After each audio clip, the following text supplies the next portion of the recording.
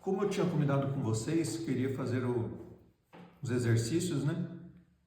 Aqui eu vou resolver eles, tá? Começando pela Teoria Geral do Crime, parte 1, da apostila 8. Número 1. Sobre o conceito de crime do direito penal, assinale a alternativa correta. Letra A. Todo crime pressupõe dolo, não havendo previsão de responsabilização por conduta culposa. Nem todo crime pressupõe dolo, tá? Aí, uma das questões que está errada, essa de letra A. E aqui, não havendo previsão de responsabilização por conduta criminosa. Há previsão sim. A conduta culposa é quando o agente realiza uma conduta com imprudência, negligência e imperícia. Então, essa está errada. A letra B. A tipicidade formal exige correspondência exata entre a conduta praticada e a descrição contida na norma penal. É exatamente isso. Na tipicidade formal, a conduta do agente corresponde corretamente com o que está descrito na norma penal. Vamos só para ver aqui a letra C. A antijuricidade é caracterizada apenas pela ausência de justificativa moral para a conduta. Não. A antijuricidade é a contrariedade da conduta ao ordenamento jurídico. Quando tiver sempre questões falando em apenas, normalmente pode já descartar a questão. Letra D. A culpabilidade é elemento dispensável para a configuração do crime, bastando a conduta e o resultado lesivo. Não, a culpabilidade é um elemento indispensável. Sem ela, não há crime. E a letra E. A relação de causalidade entre conduta e resultado é irrelevante nos crimes omissivos impróprios. O que está errado aí é que a relação de causalidade entre conduta e resultado é relevante, tá? Os crimes omissivos impróprios são aqueles que têm o dever de agir para evitar o resultado. Exemplo dos bombeiros que têm que salvar a vida, né, da pessoa num incêndio, por exemplo. Então, nessa questão de número 1, a letra certa é a letra B. A tipicidade formal exige correspondência exata entre a conduta praticada e a descrição contida na norma penal. Segunda questão.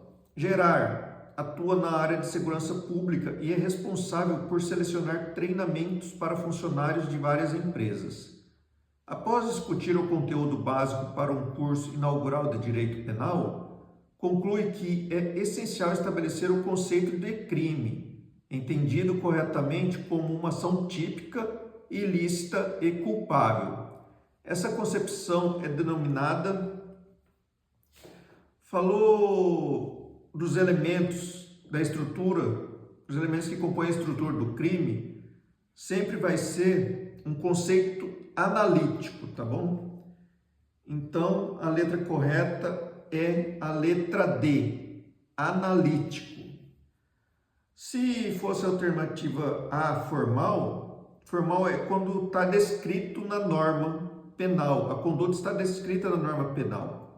E quando é material, existe lesão ou perigo de lesão ao bem jurídico.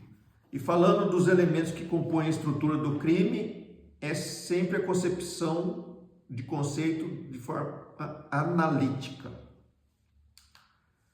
Responda verdadeiro, questão número 3, responda verdadeiro ou falso. Primeira, o crime é uma infração de maior potencial ofensivo, sim. É um tipo de espécie do gênero infração penal. Correto. Que é toda conduta que gera lesão penalmente relevante ao bem jurídico tutelado pelo Estado, que está previamente tipificado como ilícito e que determine expressamente o conceito primário e secundário do tipo penal. Está corretíssima essa questão. A infração penal ela é composta pelo crime e pela contravenção penal. O crime são condutas que geram lesão penalmente irrelevante. Já a contravenção penal são lesões mais leves, vamos dizer assim. Então, a primeira está correta, verdadeira. Segunda, sobre o aspecto material, crime seria toda conduta que colide frontalmente com a lei penal editada pelo Estado. Esta questão está errada. Por quê? Porque sob o aspecto formal, o crime seria toda conduta que colide frontalmente com a lei penal editada pelo Estado. Está descrita no Código Penal. Então, a conduta ficou de acordo corretamente com o que está descrito na lei penal. Então, é um aspecto formal. O aspecto material, ele já foca na relevância da lesão ou perigo de lesão ao bem jurídico, diferente da formal que se adequa ao que está escrito no Código Penal, na norma penal. Terceira da 3. Segundo sua conceituação analítica, crime é fato típico, ilícito e culpável. Como nós vimos na questão de número 2, né? Citou a estrutura do crime, que é fato típico, ilícito ou antijurídico e culpável. Então, a conceituação analítica. A conceituação formal é o que está descrito na norma penal. E a conceituação material, quando fala em lesão ou perigo de lesão ao bem jurídico. Outra. As contravenções penais ancoradas no Código Penal aplicam-se tanto nas contravenções praticadas no Brasil quanto àquelas cometidas no exterior. As contravenções penais só são aplicadas dentro do território brasileiro. Já o crime pode ter a extraterritorialidade, tá? Então essa questão está errada. Próxima. Segundo o Código Penal, é considerado sujeito ativo aquele que pratica a infração penal, podendo ser qualquer pessoa, independente da idade.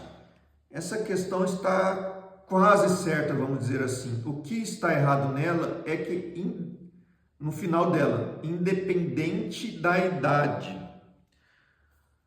O Código Penal, ele só imputa crimes a pessoas maiores de 18 anos e não menores de 18 anos. Menores de 18 anos, eles cometem ato infracional que está legalizado, está na lei do Estatuto da Criança e do Adolescente. Então, crimes só maiores de 18 anos. Outra questão.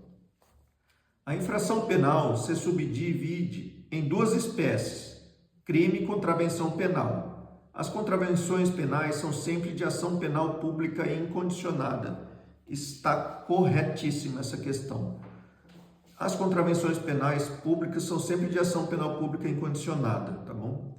E a infração penal subdivide em duas espécies, né? O que é o crime, que é ofensa de maior lesividade a algum bem jurídico, e a contravenção penal, que são de lesões leves, vamos dizer assim. Os crimes, existem várias ações que dá para entrar, que é a ação penal pública incondicionada, a condicionada à representação, até a ação penal privada, tá? Outra. Não é punível a tentativa na contravenção. Está correta essa alternativa. A contravenção não é punível a tentativa e não há punição quando acontece fora do território nacional. No material que o professor Ricardo postou, tem uma tabelinha bem legal que fala da tentativa na contravenção e no crime e também na extraterritorialidade. Se aplica dentro do Brasil ou fora do Brasil também, o crime e a contravenção penal. A próxima. A contravenção penal não integra o gênero da infração penal, visto que nesta apenas o crime é parte integrante. Errado, como já vimos, né? A infração penal tem a contravenção penal e o crime faz parte dela. É uma espécie no qual os gêneros, o gênero da infração penal é a espécie dividida em contravenção penal e crime. Outra. O bem jurídico é aquele que elenca determinados elementos que, quando satisfeitos, acarretarão em uma consequência previamente disciplinada. Subdivide-se em incriminador e permissivo. Está errado. Aqui, no lugar do bem jurídico, ele está querendo dizer que é o tipo penal. É aquele que elenca determinados elementos, assim por diante. E subdivide-se em incriminador e permissivo. Outra. Os mortos e os animais não podem ser sujeitos passivos de um crime. Correto. Está corretíssima. A próxima. No crime material, há a exigência de um resultado naturalístico, enquanto no crime formal, o resultado naturalístico pode ou não ocorrer. É verdade. Falou em material, crime material, a exigência de um resultado. Já o formal, resultado pode ou não ocorrer. E o crime de mera conduta, apenas uma mera conduta, apenas está descrita uma conduta. O resultado não importa para ele.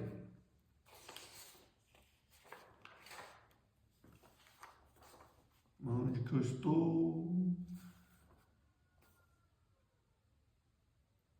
As contravenções separadas. Tá, os crimes, a agenda de resultado naturalístico enquanto crime formal. Tá. A próxima, os crimes omissivos próprios são aqueles que visam impedir a produção do resultado em face da posição de garante do agente. Ou seja, aquele que possui dever ou a responsabilidade de evitar o resultado. Essa questão está errada, tá? Porque os omissivos próprios são aqueles em que vale para todo mundo. Eu pego muito o começo do PRO, do próprios, para dizer que é para toda a sociedade. É o caso de omissão de socorro, tá bom? Nesse caso aqui dos garantes,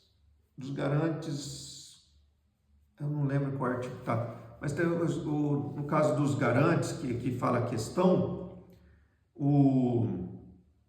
eles têm o dever de agir, né? E é um crime omissivo impróprio, no caso. Então, essa questão está errada. Outra. O crime vago é aquele que tem como sujeito passivo a coletividade, ou seja, atinge um número indeterminado de pessoas. Está corretíssima esta questão. Falou em vago, o sujeito passivo é a coletividade, atinge uma coletividade, um número indeterminado de pessoas. Questão de número 4. Sobre o sujeito ativo e passivo da infração penal, está correto afirmar que a. Não pode existir dois ou mais sujeitos passivos de um mesmo crime. Errado. Pode sim ocorrer mais de um sujeito passivo. B. Uma pessoa jurídica pode figurar como sujeito ativo de uma infração penal. Sim, esta letra B está correta. A pessoa jurídica pode configurar como sujeito ativo apenas nos crimes ambientais. Isso normalmente cai em concurso, essas coisas, porque normalmente a pessoa jurídica não está no polo ativo, no sujeito ativo de um crime, mas apenas salvo, né, exceto nos crimes ambientais, que ela faz parte do sujeito ativo de um crime ambiental. Aí vamos só ler a C e a D, né? C. Os sujeitos ativos da infração penal menores de 18 anos não podem ser penalizados. Podem sim ser penalizados, mas pelo ato infracional, no qual o Estatuto da Criança e do Adolescente irá legalizar essa penalização. Aqui confunde, né? Porque menores de 18 anos são inimputáveis no caso, mas eles são penalizados sim, tá? Nesses dias teve o caso do vídeo das meninas se espancando a colega, né? Nem sei aonde. Então essas meninas a justiça já foi atrás delas e elas responderão por ato infracional, serão penalizadas sim, mas de acordo com o Estatuto da Criança e do Adolescente. A letra D, uma pessoa jurídica não pode ser sujeito passivo da infração penal. A pessoa jurídica pode ser sim sujeito passivo nos crimes de difamação, onde uma pessoa começa a difamar uma empresa, falando que essa empresa, descrevendo um fato que essa empresa no dia do pagamento, que é dia 10 do início de todo mês, não efetua o pagamento para seus funcionários. Então, a pessoa jurídica pode ser sim sujeito passivo no crime de difamação. Quinta questão. É correto afirmar sobre infração penal? A infração penal somente poderá ser cometida por pessoa física? Não. No caso da questão anterior, né? Pessoa jurídica em crimes ambientais. B. O Estado sempre será sujeito passivo formal de um crime? Corretíssimo. O Estado, em qualquer espécie de crime, sempre será o sujeito passivo constante. Por quê? Porque o Estado sempre vai sofrer com alguma conduta criminosa do agente. Ele sempre tem o dever de socializar as pessoas, tem o dever de colocar em ordem o convívio social em uma sociedade. Então, correta a letra B. O Estado sempre será sujeito passivo formal de um crime. Sempre ele será o sujeito passivo constante. E em outros crimes também ele vai ser o sujeito passivo constante e outro sujeito passivo mais determinado pela norma penal. Então, no caso, seriam dois sujeitos passivos, né? O constante, que é sempre o Estado, e um outro, dependendo da norma penal. Vamos ler a letra C e D e E para ver o erro. C. Apenas os bens materiais poderão ser objeto da infração penal? Não. Uma pessoa também pode ser objeto de uma infração penal, como é o homicídio, que tem o bem jurídico, a vida. De uma vida humana, né? Letra D. A infração penal não poderá ser praticada de forma isolada por um agente. Poderá sim. Pode ser praticada por um agente apenas, sem problema nenhum. Existem vários crimes que pode sim. Letra E. O sujeito ativo de uma infração penal é o titular do bem jurídico lesado? Não. Nesse caso aí é o sujeito passivo. Sexta questão. Assinale a alternativa correta sobre os crimes plurissubsistentes. Crimes plurissubsistentes. Vamos lá. Letra A. Trata-se de crime que exige mais de uma conduta e mais de um agente para suas configurações, mas que não admite interrupção entre os atos, inexistindo previsão legal para a tentativa. Bom, essa está errada, tá? Ele trata-se de crime que exige mais de uma conduta, até aí está certo, o restante está errado. Letra B. É aquele que se desenvolve por meio de vários atos do agente, admitindo em regra a tentativa. Corretíssima. Ele desenvolve por meio de vários atos do agente. Esses atos podem ser fragmentados, divididos. Por exemplo, peguei o celular, escrevi uma injúria para alguém, daí eu enviei, daí precisa essa pessoa ler essa injúria escrita pelo WhatsApp. Então, ele consegue ser fragmentada a conduta do agente. Então, é plurissubsistente, ao contrário de unissubsistente, onde apenas com uma conduta já foi efetuado o crime, já foi consumado o crime. É no caso da injúria verbal, né? Injuriei a pessoa na minha frente, então não tem como dividir. Então, e também não, nos crimes unissubsistentes, não existe a forma tentada, né? Porque no momento que eu falei, a pessoa ouviu, já foi consumado o crime. Então, plurissubsistente é aquele que pode ser fragmentado, a conduta pode ser dividida. Vamos só para ver a letra C e D, o erro delas. C. Chama-se plurissubsistente o crime em que há uma pluralidade de sujeitos. Não. Aí, se vocês olharem o material, aí seria o crime plurissujeitos, plurissubjetivo, que é composto por mais sujeitos, pluralidade de sujeitos, sendo necessariamente um crime de concurso necessário de pessoas. Aí é o plurissubjetivo. O subjetivo tem que colocar na mente que vem a ver pessoas, sujeitos. Não vamos ver o erro na D. O crime plurissubsistente consuma-se com um único ato, sendo impossível sua frustração por tentativa. Não, nesse caso é o crime unissubsistente. Questão de número 7. A doutrina classifica os delitos em diversas categorias, considerando alguma das classificações existentes, alternativa. Vou ler de novo, tá? A doutrina classifica os delitos em diversas categorias, considerando alguma das classificações existentes. A alternativa prevê delito de mera atividade, de mera conduta, delito de lesão, delito plurissubjetivo e delito pluriofensivo, respectivamente.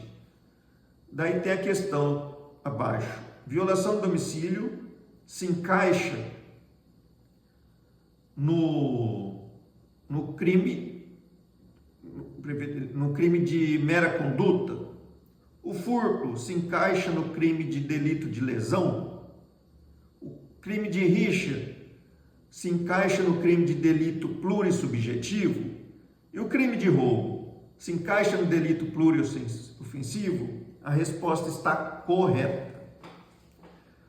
Violação do domicílio é um crime de mera conduta. É um crime de mera conduta.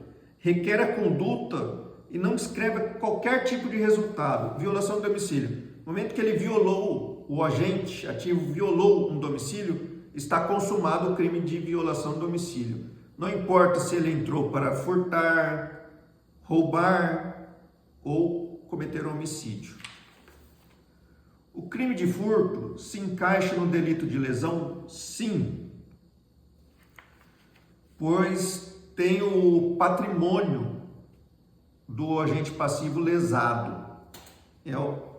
Lesionou o patrimônio. O crime de rixa é um delito plurissubjetivo, como falei anteriormente, subjetivo remete a pessoas, a sujeito. Então, o crime de rixa é quando há brigas de várias pessoas, entendeu? Então, existe vários sujeitos para ter cometido o crime de rixa. E o roubo é um delito pluriofensivo, falou ofensivo, plural de ofensas. O roubo é um crime onde é ofendido o bem jurídico, integridade física junto com o patrimônio. Então ele é um pluriofensivo, ofendeu dois bens jurídicos.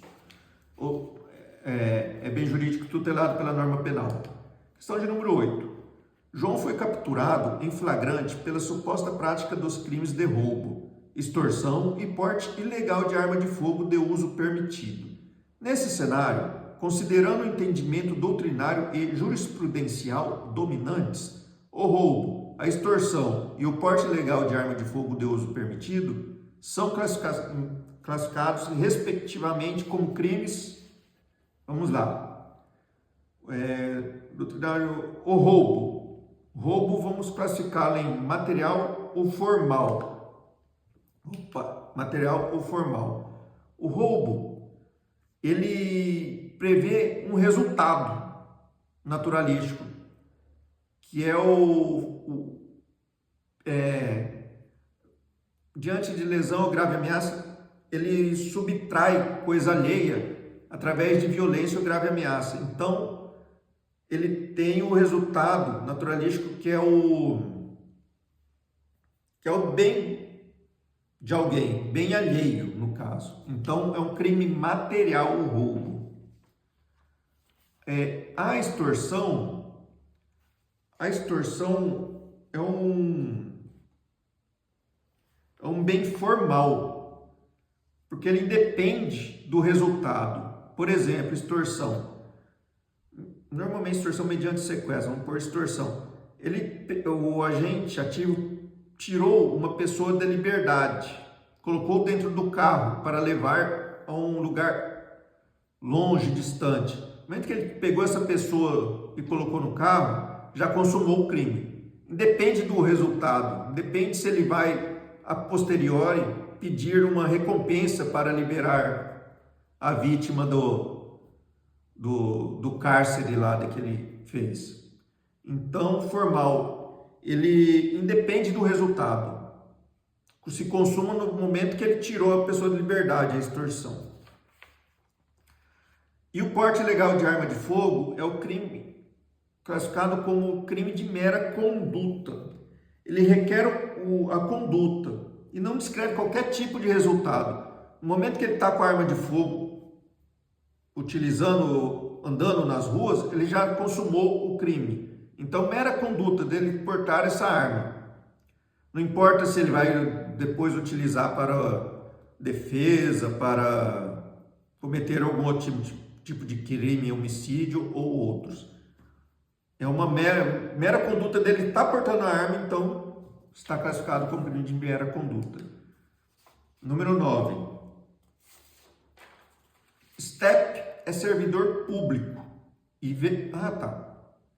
Então aqui na letra 8 é letra A, tá? É roubo.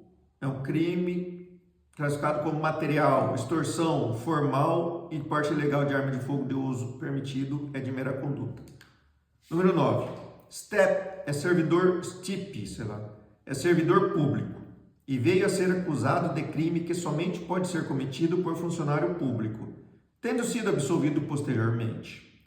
Na classificação de crimes, quando ele somente ocorre quando realizado por determinada pessoa, por determinada categoria de pessoas, em relação ao sujeito ativo, o crime é considerado, neste caso, é um crime próprio. Letra B está correta.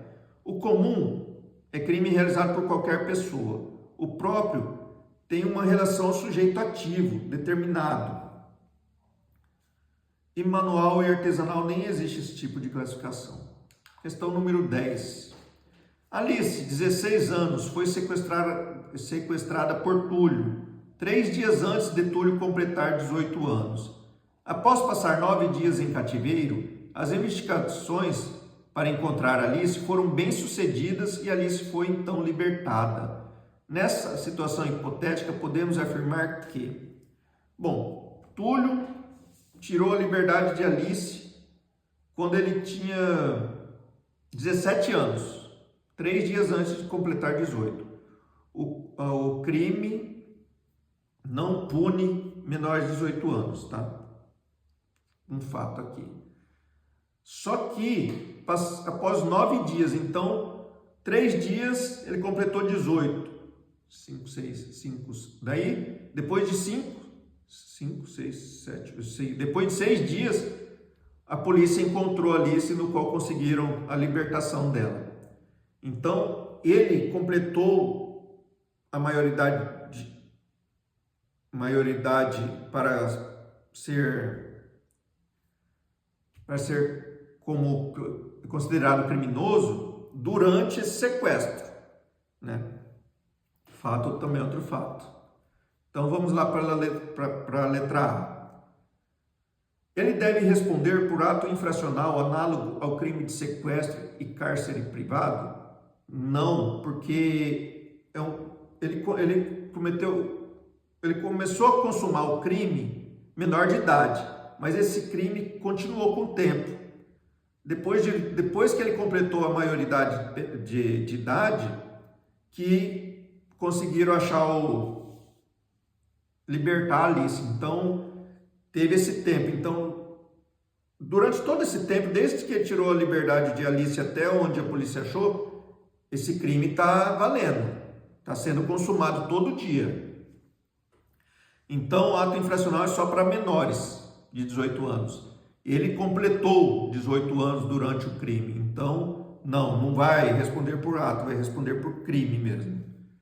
Letra B. Será considerado inimputável e não será penalmente responsabilidade? Como eu expliquei anteriormente, né? Ele era inimputável, mas durante a consumação do crime, todo dia está consumando esse crime, ele fez aniversário, no caso, completou 18 anos. Então, ele não é inimputável, ele é imputável. Será responsabilizado. Letra C. Será considerado inimputável e será penalmente responsabilidade? Como eu falei. Acho que a mesma... Não será e será, né? Ele é imputável, tá? Letra D. O que nos sobrou, né? Será considerado imputável, sim, porque ele completou 18 anos cometendo o crime. Para todos os fins penais, porque trata-se de crime permanente, em que a consumação se prolonga com o tempo. Consuma desde o momento que ele tirou a Alice de liberdade até quando a polícia conseguiu libertar a vítima. Diferente do crime instantâneo, né? Instantâneo, se eu não me engano. Bom, é isso, tá? Esse foi o gabarito das questões da apostila 8. Muito obrigado.